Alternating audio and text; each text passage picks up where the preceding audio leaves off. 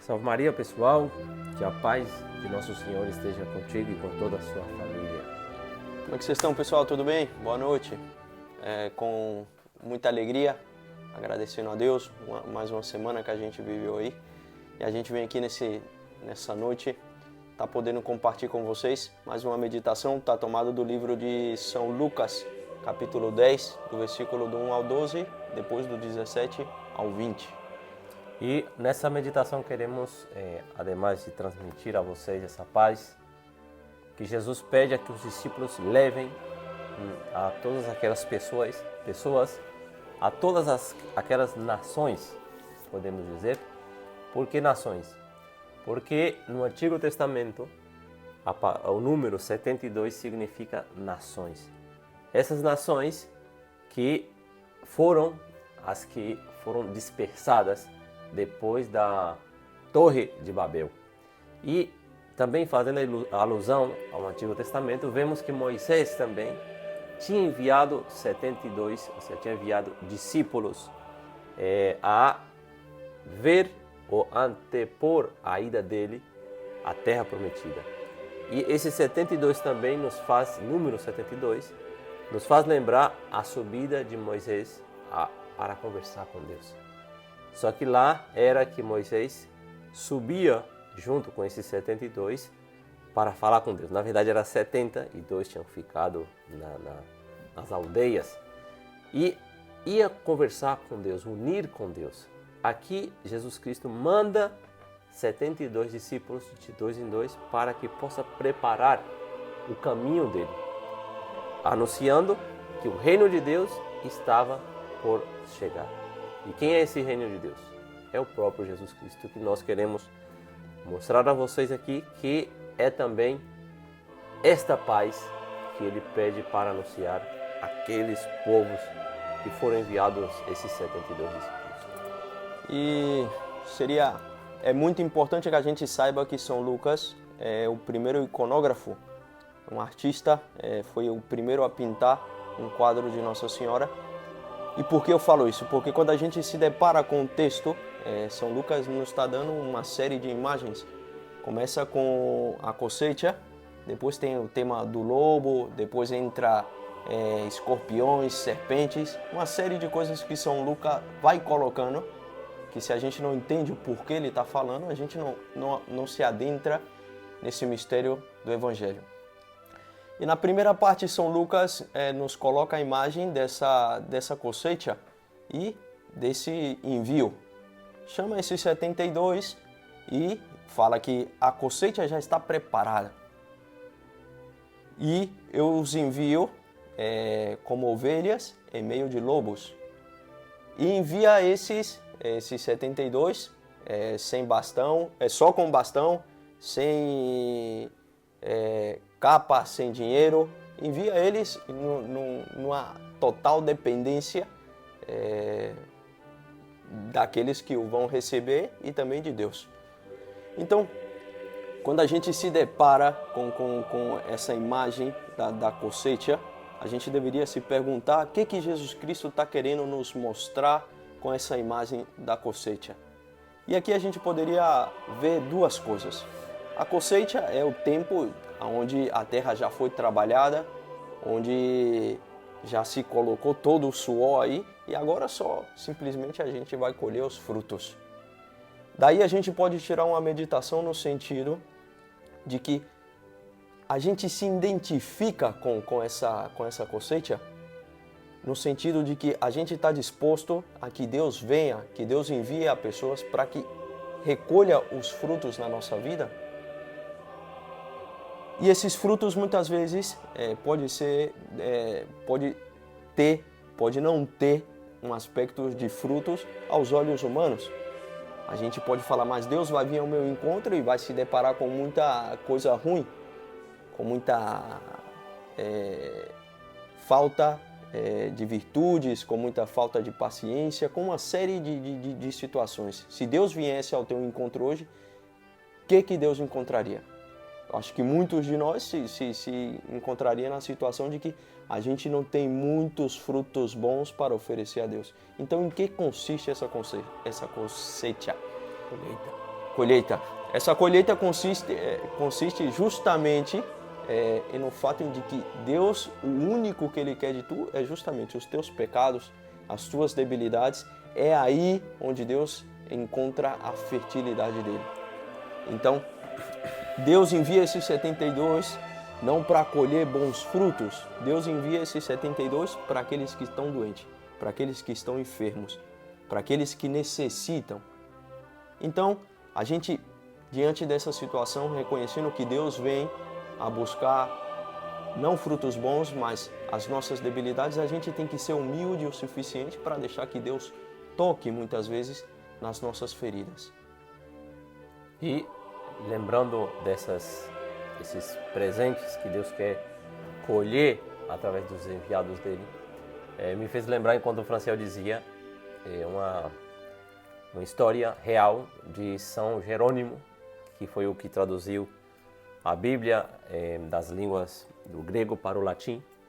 E certo dia São Jerônimo, que era um dos melhores teólogos, santaço, apareceu Jesus, menino, e pediu a ele um presente.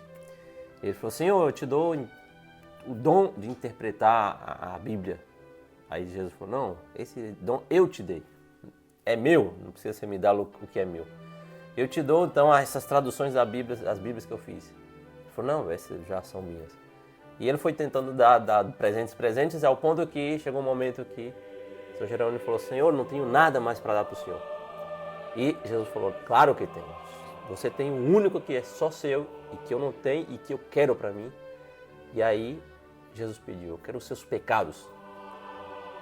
E quando Jesus, nessa passagem, fala que chegou o tempo da colheita, de fato, quando eu comecei a Lexio Divina nessa semana, na segunda-feira, ao meditar esse texto, eu ficava pensando: meu Deus do céu,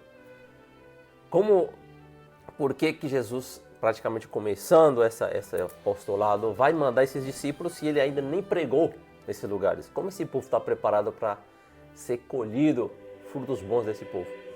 Mas Deus é tão bom que nos deu a graça de saber que o tempo foi chegado, o tempo da colheita, mas da colheita de uma sociedade, pessoas que estavam totalmente doentes com enfermidades físicas, doentes principalmente pelo mal, pecado, de vícios.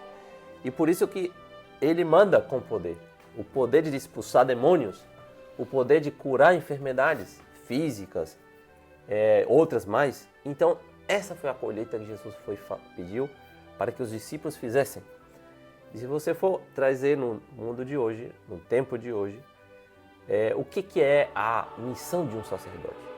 Ou seja, o que foi a missão de São João Batista?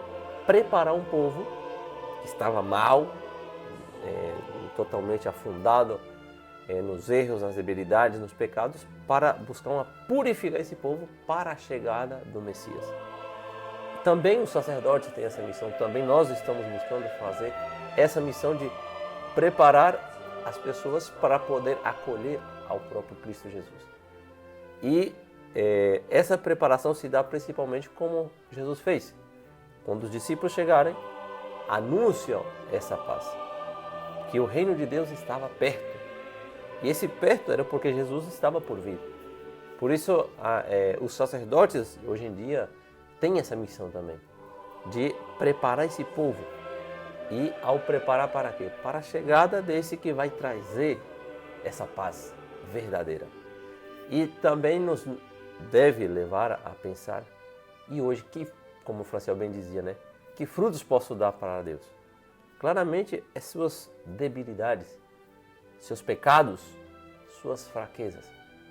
E assim, claramente, Deus tomará sobre ele nossos pecados, nossas fraquezas, e nos edificará naquilo que nós pensamos que somos, a destruição da nossa vida.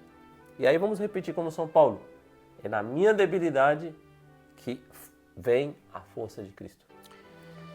E aí a gente, agora entendendo mais ou menos o que São Lucas está querendo mostrar com essa conceito, é que a visão de Deus é diferente da visão do homem, no sentido onde o homem vê somente miséria, onde o homem vê somente pecado, Deus vê uma oportunidade de colher frutos.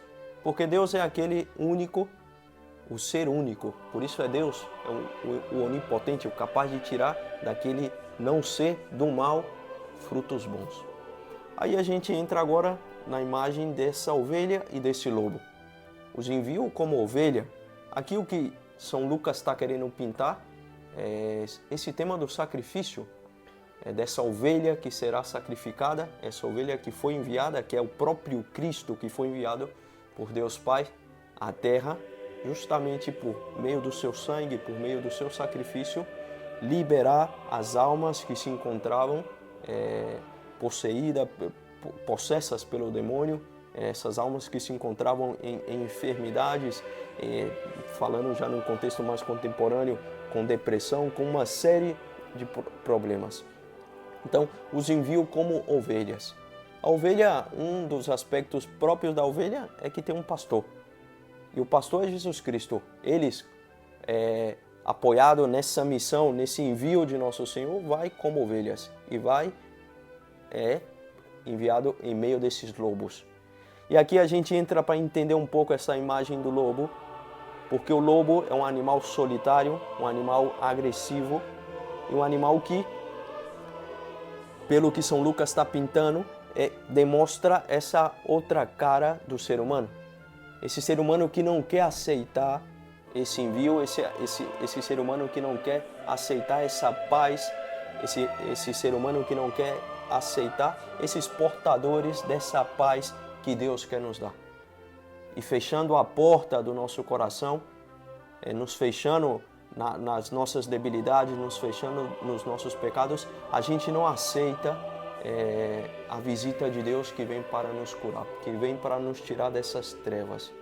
Aí São Lucas logo em seguida mete a imagem de Sodoma e fala que aqueles que não o recebem, vocês golpeiam os sapatos de vocês, nem o pó da casa dessa casa ou dessa cidade vocês levam nos pés. E a gente poderia nos perguntar, por que aqui nesse evangelho São Lucas mete a imagem de Sodoma? Justamente Sodoma foi a cidade que recebeu a visita dos 3 anjos. Quando os 3 anjos vão a destruir Sodoma e Gomorra, passa pela casa de Abraão. E Abraão pergunta para onde eles estão indo, oferece um banquete para eles, e eles falam, a gente está indo a destruir Sodoma e Gomorra. E Sodoma e Gomorra tinha essa prática de deploração moral, homossexualidade, uma série de deturpações morais, mas o pecado principal pelo qual Deus decide mandar fogo sobre Sodoma é justamente o pecado de não saber receber, a não recepção, o acolhimento, não saber acolher. E justamente não acolheram essa imagem de Deus que foi visitar Gomorra, não simplesmente, não para julgar, mas para que pudesse sair dessa situação. E por isso que Abraão fala de 50 chega ao número 10, porque não encontrou o número 10, que é o número dos 10 mandamentos, não encontrou ninguém nessa cidade que cumpria esses 10 mandamentos. Então a imagem do lobo aqui vem com essa imagem daquele tipo de pessoa que não quer receber, não está disposta, que prefere viver só, que prefere viver do seu modo, do seu jeito e fecha as portas para Deus. E assim finalizamos esse vídeo de hoje, pedindo a vocês e a que nós também podamos ser esses acolhedores, ao mesmo tempo acolher essa paz que Deus quer nos dar, também de aqueles que dá as nossas misérias para que Ele possa nos purificar, nos enriquecer com a graça dEle. Pois como disse São Paulo, outra vez cito, é na minha fraqueza, nas minhas debilidades que fortalece, vem a força de Cristo e Cristo me faz forte nas minhas debilidades. E assim nós poderemos dar a volta por cima em tantas dificuldades que nós nos encontramos. É isso, amados irmãos, apoiado em Nossa Senhora Aparecida, ela que foi tirada das águas e que deixou de manifesto esse corpo humano quebrado, dividido, e também esse poder de Deus de devolver essa dignidade, de devolver essa imagem perdida, que a gente, ao ao modelo de Nossa Senhora Aparecida, que a gente possa ter essa humildade de deixar que Deus trabalhe em nós, que Deus devolva essa imagem perdida, que Deus nos cure, que Deus expulse todos os demônios, que Deus expulse toda a negatividade, que Deus expulse tudo aquilo que não seja parte do seu reino e que possa estar na nossa vida no dia de hoje. Um forte abraço, que Nossa Senhora Aparecida nos abençoe. Fica com Deus. Tchau, tchau. Tchau.